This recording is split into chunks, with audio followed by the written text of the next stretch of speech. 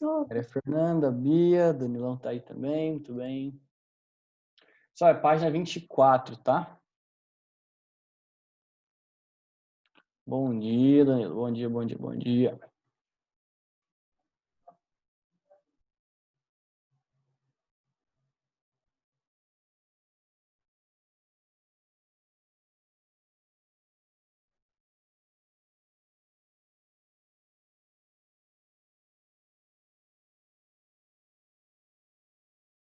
O Lucas tá aí também. Só vou dar início, então. O pessoal vai chegando. Vocês falam a página, caso eles perguntem no chat e eu não veja, beleza? Tá?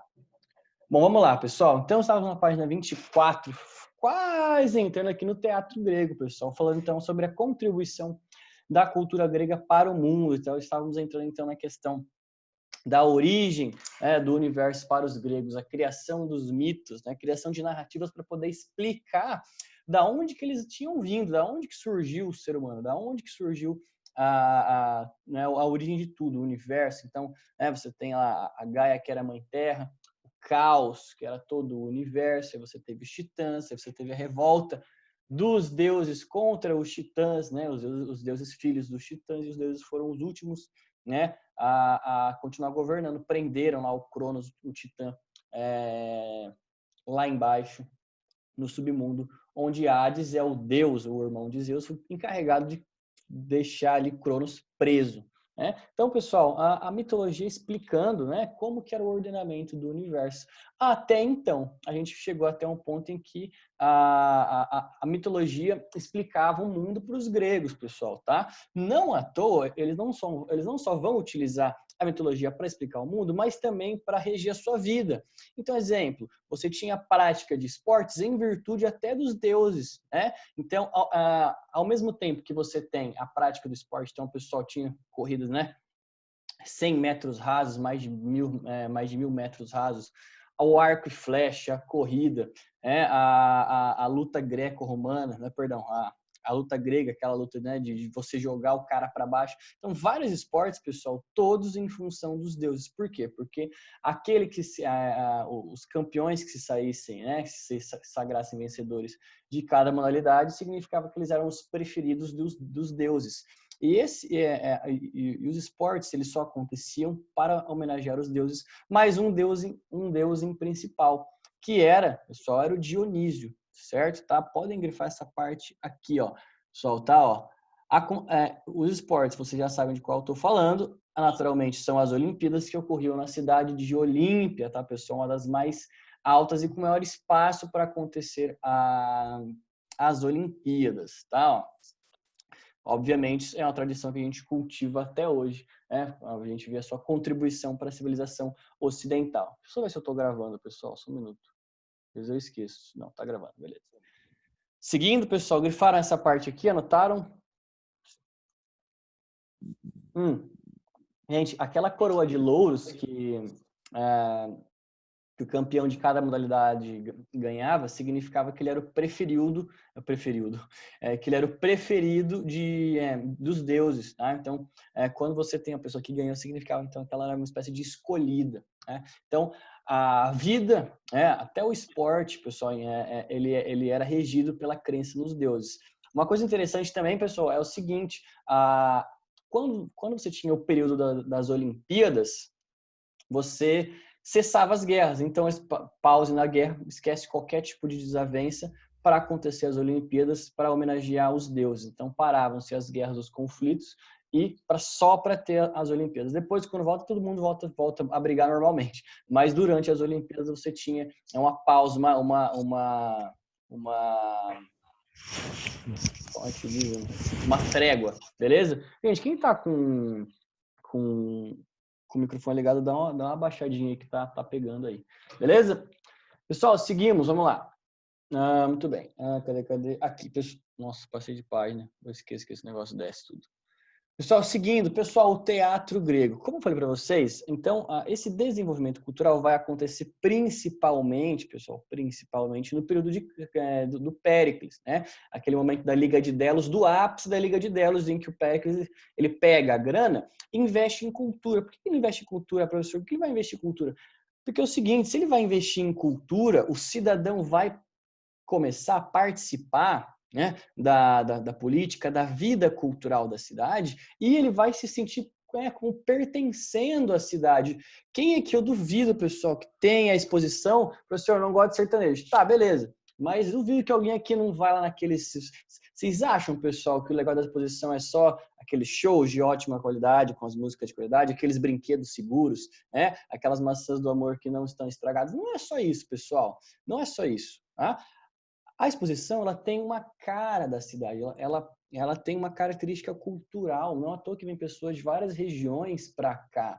Então, é um sentimento de pertencimento ao mesmo tempo. Mesmo quem não gosta, acaba indo, né? Porque é o evento que caracteriza a cidade, certo? E movimenta milhões, certo? Então, quando você investe em cultura, você automaticamente está investindo para que o seu cidadão pertença àquele local. Então, Péricles percebe isso e investe muito, né?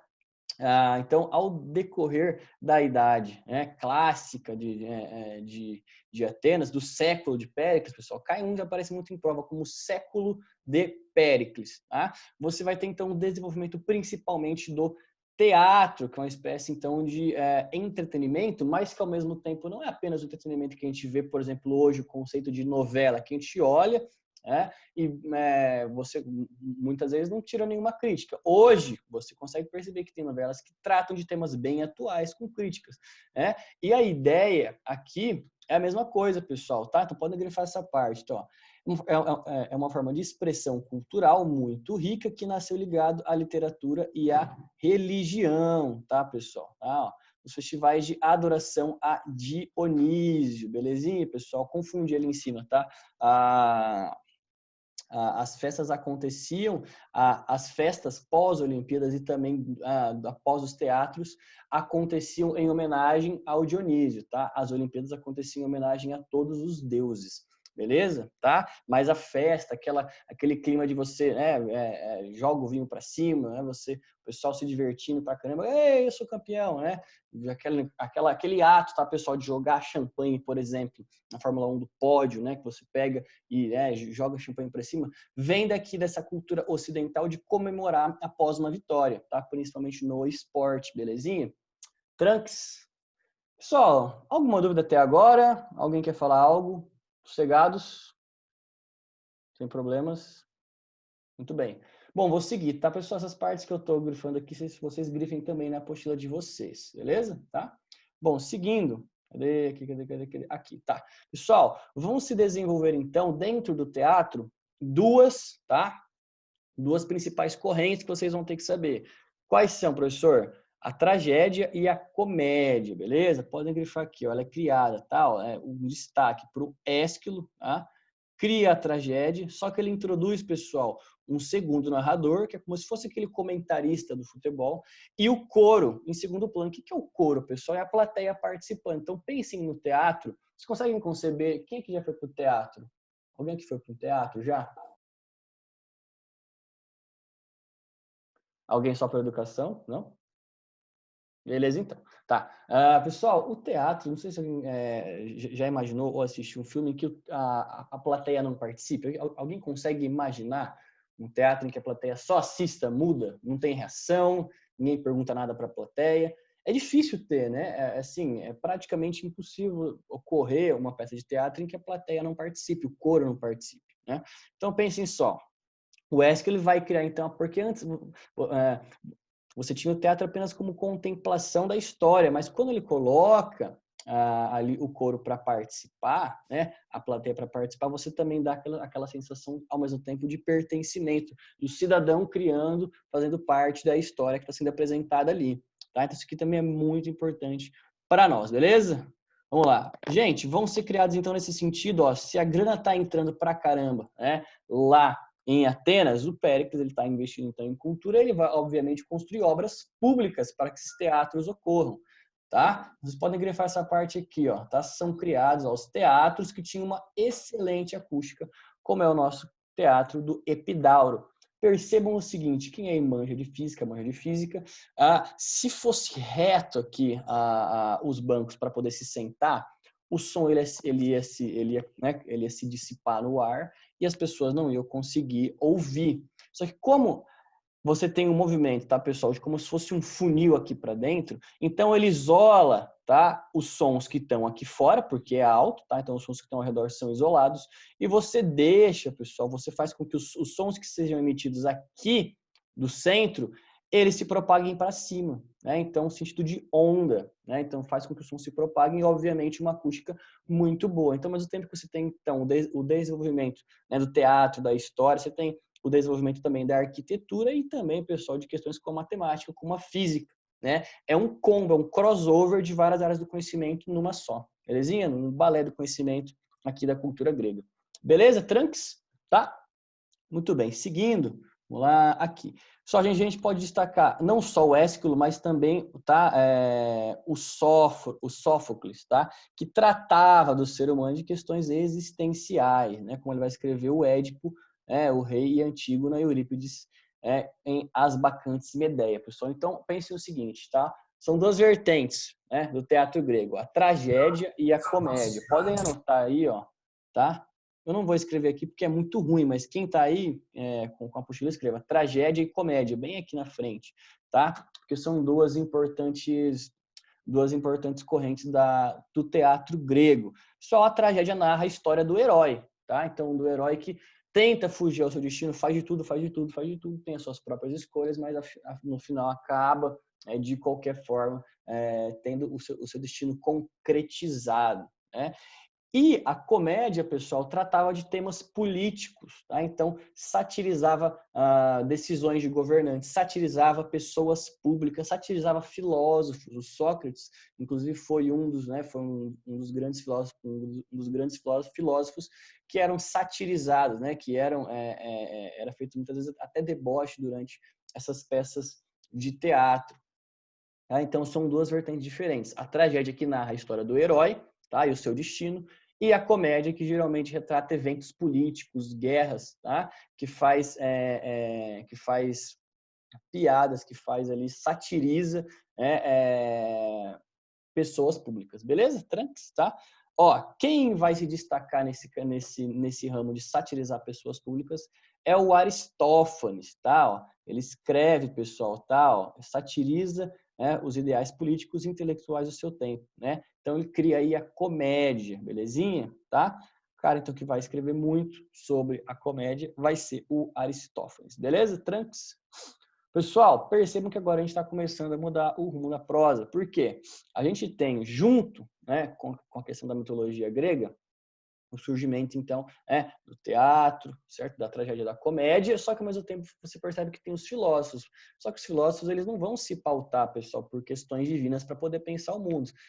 Eles são chamados de filósofos justamente por isso, porque eles vão observar e tentar atribuir ao mundo causas racionais, né, da própria natureza, e não místicas, não divinas. Certo? Então a gente tem, ao mesmo tempo que nós temos o fortalecimento da cultura grega, né, dentro da mitologia, a gente tem também o surgimento de uma base racional de pensar o mundo com a filosofia. Então vai ser um crossover. Não à toa que o Sócrates, por exemplo, vai ser acusado de corromper a juventude, né, e de jogar ela contra os deuses, né? Se a gente fosse pensar no período medieval, ele seria um herege. É a mesma coisa que ser queimado na fogueira. Claro que a gente fala isso é um anacronismo. A gente não pode cobrar uma coisa de um tempo, né, querer cobrar em outro, porque não faz sentido, né? Mas só para vocês fazerem uma comparação na cabeça e ficar mais fácil de entender, tá? Tranques, pessoal, alguma dúvida aí? Todos bem? Maravilha, então. Eu acho que sim, é ótimo. Bom, seguindo, pessoal. Vamos lá. Então, ó, preocupações, pessoal, dos gregos. A vida, o universo e o ser. 3 coisinhas básicas, então. A vida, certo? Como que surge a vida? Qual que é a possibilidade de existência? Vocês sabem de onde vocês vieram, gente? Ah, professor, da barriga da minha mãe. Tá, o que tinha dentro da barriga da sua mãe? Não fala, calma, guarda pra você. Água. Vamos pensar que é água. Opa, peraí. Então, sem a água, a placenta não funciona, né? Não tem bolsa e ninguém nasce. Ou seja, água é um princípio. Opa, legal. O universo, da onde veio tudo? Qual é o coordenamento do universo? Como que ele funciona? A physis, a natureza, da palavra física vem daí. Physis é um ordenamento, né? E o ser, depois, por último, né? Você vai ter 3 preocupações: a vida, o universo e o ser. Então, você olha para a vida, olha para o universo e depois você fala, peraí, tá ficando difícil de explicar, porque é muita coisa. Vamos se voltar para nós mesmos, que é o ser humano, tá? As 3 coisinhas principais, né, da filosofia grega, os 3 itens, 3 objetos do conhecimento da filosofia grega são esses 3 itens. Belezinha? Tá? Vamos lá. Então, cadê onde estava? Grifem essa parte que eu destaquei, tá, pessoal? Ó, surgimento da palavra filosofia, vocês já estão carecas de saber, mas não é sempre bom a gente pecar pelo excesso, tá? Filos, né? Amizade, amor, respeito, não tem nada a ver com o amor que você tem, sei lá, com seu namorado, ou amor de marido e mulher, não tem nada a ver com isso, não é o eros, tá, pessoal?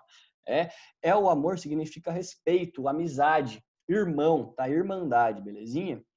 E o Sofia, que é a sabedoria, que é o conhecimento. Então, é o amor pela sabedoria, tá? É a amizade, é a irmandade com a sabedoria. Tranques aqui, fácil demais, isso aqui é muito sus, né?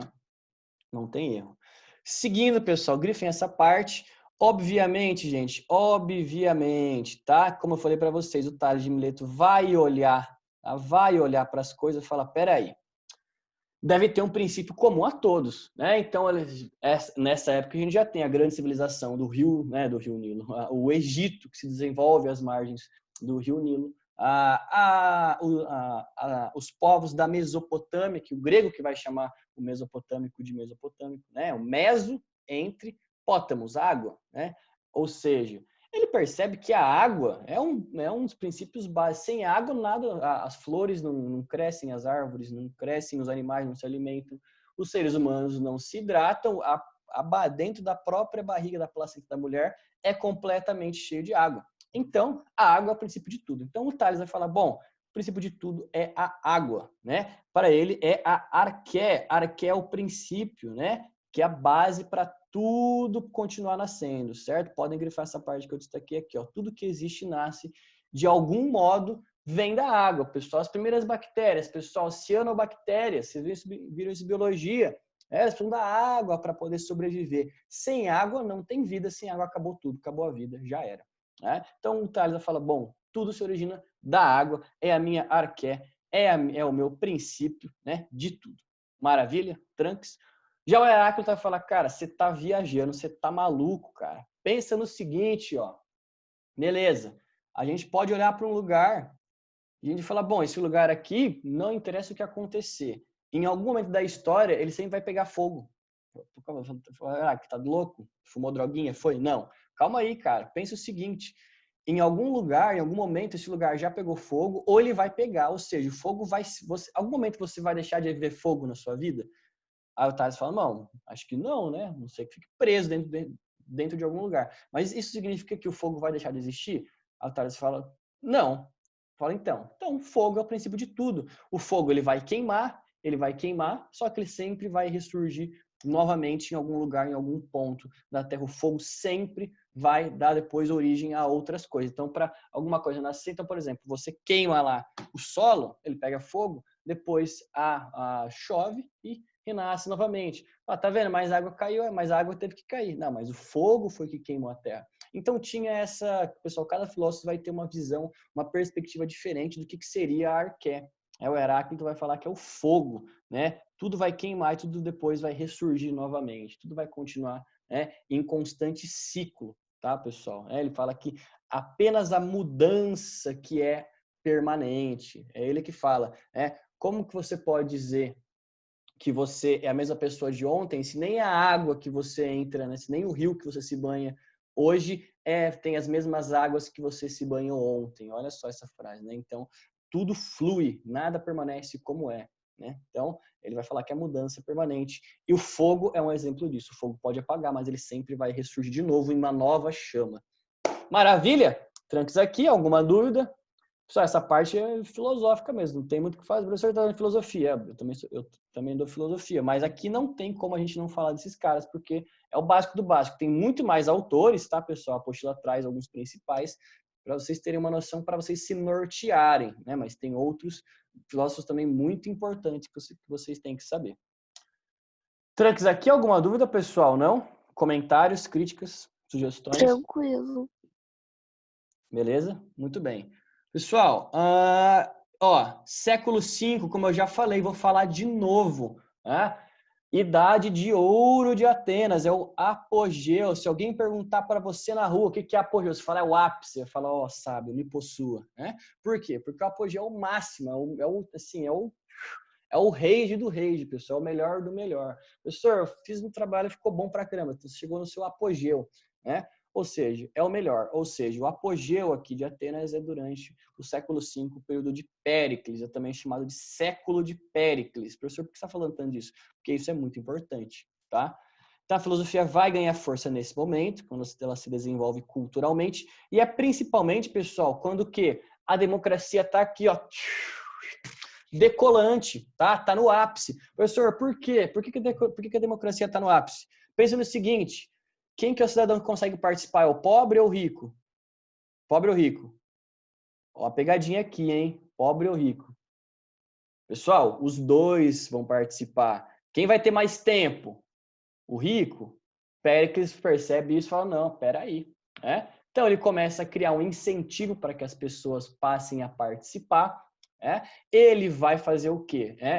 Vai fazer com que as colônias gregas elas comecem a ceder escravos, ou seja, né, vai começar a entrar muito escravo em Atenas, porque Atenas cria um exército forte, uma marinha forte pela Liga de Delos, como eu falei para vocês. Então começa a dominar muitos povos, principalmente, né, povos, né, o persa estava lá pescando sem fazer nada, escravizou o persa. Né? Ou seja, vai começar a entrar muito escravo em Atenas. O preço do escravo vai fazer o quê? Vai diminuir, porque tem escravo pra caramba. A galera vai começar. Agora o pobrinho que antes não tinha dinheiro para comprar escravo, agora compra o escravo. E agora ele tem tempo para quê? Para participar da vida política, para participar da vida cultural de Atenas. Certo? Então lembra que eu falei, isso está na página anterior, tá, pessoal? O desenvolvimento cultural vai se dar por causa, né, do trabalho escravo, trabalho braçal, né, cozinhar alimentos, as roupas, limpar a cidade, obras públicas, todas vão funcionar pela mão de obra escrava, vai sobrar tempo para o grego, não vai precisar trabalhar, ele pode então se desenvolver culturalmente, tá? Então, vamos lá. Então, obviamente, quando sobra tempo, você vai ser o quê? Você vai ter tempo para poder se desenvolver culturalmente, vai participar então da democracia, vai participar da vida política ateniense. Mas é fácil assim participar como você está pensando? Não. Você pode ir para lá, você pode até ouvir, participar das assembleias, participar ali da eclésia, mas né, se você não tiver um bom argumento, você pode propor algo e ninguém estar nem aí para o que você está falando, né? Você ergue a mão, você começa a falar, a galera nem presta atenção. Você não fala direito, engasga tudo, você não tem ideias claras, né? Fica uma coisa meio nebulosa, fica meio esquisito. Não adiantou nada, então, você ter tempo para poder participar da vida política se ninguém te dá atenção, se ninguém consegue falar, se sua voz não é ouvida, né? Apesar de todos poderem ser ouvidos na democracia, certo? Todos considerados cidadãos, obviamente, né, pessoal? Então, o que vai acontecer? Virem a página aí, tá? Antes disso, grifem aqui, pessoal, a physis, tá? Ó. Physis é a observação e explicação dos fenômenos da natureza, como eu falei anteriormente, tá? Não deixem de grifar essa parte, é muito importante para nós. Belezinha? Tá? Ó, a arqué é o princípio e a physis é o funcionamento, tá? É o ordenamento, tá? Da natureza, beleza? Daqui que se deriva a palavra física, né? Beleza? Tranques agora, pessoal, virem aí. Ó, vai acontecer, gente. Na época de Péricles, como eu já falei, tá? Já existia um grupo, né, dentro de Atenas que era muito focado em se dar bem durante as assembleias, né? Durante, então, ali as reuniões em que os cidadãos gregos participavam, certo? Já vinham de bastante tempo treinando a retórica, treinando o discurso, tá? Para quê? Para poder defender o seu ponto de vista. Então, aqueles que defendiam seus pontos de vista com muitos argumentos, né, e que falavam muito bem para convencer as pessoas do seu ponto de vista para que elas votassem nas suas ideias, eles eram os sofistas, tá? Então, uma pessoa muito boa no argumento era chamada de sofista, né? Então, você defende alguma coisa, repare que o que eu falei aqui não precisa necessariamente, né, corresponder à verdade. Mas se eu falei e convenci, é o que importa. Não tem compromisso com a verdade nem com a justiça. Apenas o quê? De ser convincente. Então, isso é um argumento o quê, pessoal? Chamado de sofisma, tá? Ao longo do tempo, essas pessoas que começaram há muito tempo aí a participar da democracia ateniense, então que já tinham, né, uma lábia, uma retórica muito boa, começam a dar aulas para gerações e gerações que procuram o seu serviço. Eles cobram, obviamente, por isso. Tá? Podem grifar essa parte que eu destaquei aqui. Tá? Então, os sofistas vão passar a cobrar para poder ensinar as pessoas, ensinar aos jovens a se saírem muito bem no seu discurso, se saírem muito bem, né, na retórica, beleza? Então, a retórica vai ser muito valorizada nessa época, porque não adianta nada eu ser um cidadão grego, eu ter escravos, poder participar da vida política, mas a minha voz não ser ouvida. Então, além disso, eu vou ter que o quê? Investir o quê? Na minha retórica, na minha capacidade, habilidade de discurso.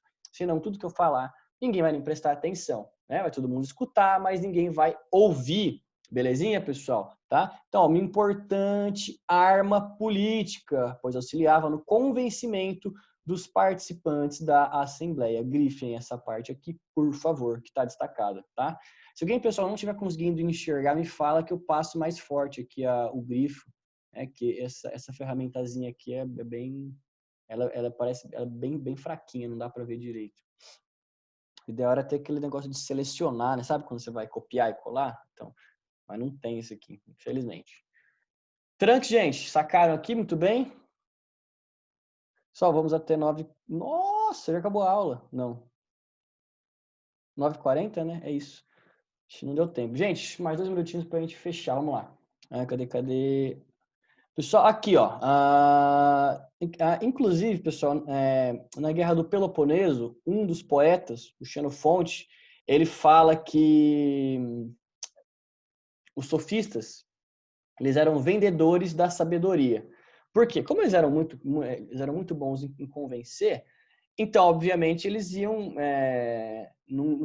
não digo que eram todos, pessoal, mas eles iam ter uma naturalidade para se convencer os outros que eles eram superiores. Então, eles vão oferecer o seu serviço e vão cobrar caros, ó, vendedores de caros, né, de ciência aparente, ou seja, são as aparências, né? Não significa necessariamente que era verdade. Professor, então significa que o sofista era ruim? Gente, ao longo do tempo, vai sendo atribuído um sentido pejorativo, principalmente por esse cara aqui, o Xenofonte, depois por Platão, que vai sentar borrachada neles, mas que fala mal pra caramba, porque fala que eles não têm compromisso com a verdade e com a justiça. Só que, pessoal, os sofistas, eles desempenharam um importante processo do quê? De pedagogia para os cidadãos gregos, para os jovens, né? Então, pensem no seguinte, você não vai ter muitos filósofos aí que vão também sair ensinando por aí a todo custo, a todo tempo. Os sofistas então, eles vão contribuir também para o desenvolvimento, porque a gente vai chamar de pedagogia de educação dos jovens, tá? Então, o jovem ele vai pelo menos aprender a argumentar, vai aprender a falar, tá? A ideia de sofista aqui ela é muito distorcida ao longo do tempo, porque o Platão fala muito mal, né, dos sofistas aqui, né, durante os seus escritos. Tá? Mas os sofistas eles desempenharam um importante papel. Inclusive, o sofista depois vai se converter, né? Vai se converter não, né? A ideia do sofista depois a gente vai chamar, né? Vai dar origem à advocacia, né? Que é a lógica do convencimento do discurso. Claro que você tem as leis, obviamente, né? Só que o convencimento na frente do juiz ali vai de você, vai do seu poder de retórica, né? E de elucubração das suas ideias. Beleza? Gente, tranques aqui. Bastante coisa a gente conseguiu trabalhar hoje, né? Foi uma página mais ou menos assim. Próxima aula, acho que a gente consegue terminar isso aqui e fazer os exercícios da página seguinte. Belezinha? Alguma dúvida, pessoal? Não? Senão eu vou encerrar. Tranques aqui, deixa eu dar uma olhada aqui. Deixa eu dar uma olhada em quem veio. João Vitor, Lucas, Maria Fernanda, Luiz, João Gabriel, Andrei, Guilherme, Bia, Danilo. E belezinha. Tranques, então, pessoal. A gente se fala na segunda-feira na aula de atualidades. Queridos, bom final de semana. Se cuidem, tá? E até segunda. Até, professor. Até mais, Danilão. Até. Falou. Tchau, gente.